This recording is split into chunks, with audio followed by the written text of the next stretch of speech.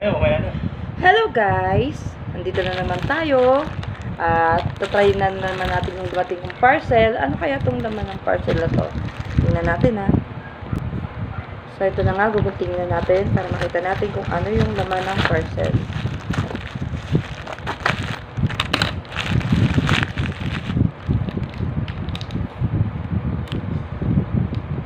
Ito po yung previous niya mga guys. Ayan. So, ito na nga guys, mixed nuts po siya. Ayan. At ito po yung previous niya. Meron siyang previous na 4 na piraso. Try natin kung gaano siya kasarap. Buksan na po natin.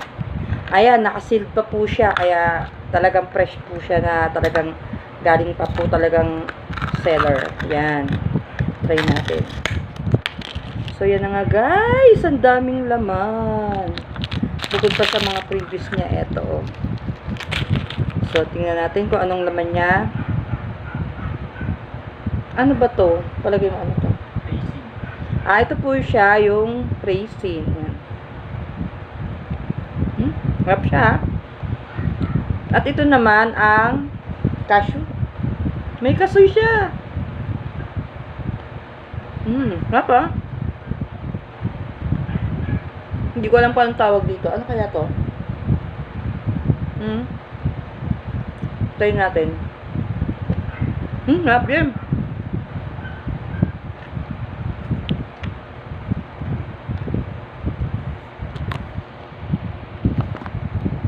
Puno po yung laman ng jar niya.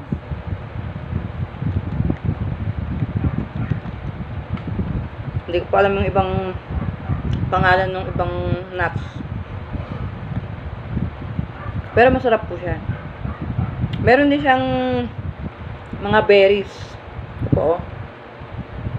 Hindi ko pa alam kung anong tawag dito sa berries ito. Pero masarap siya in fairness.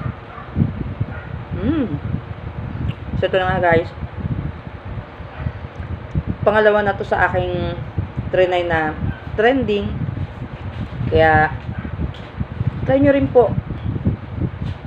Good din sa kalusugan natin kasi mga chichirya. Ito na lang gawin natin. So, see you. Try mo. Sarap siya.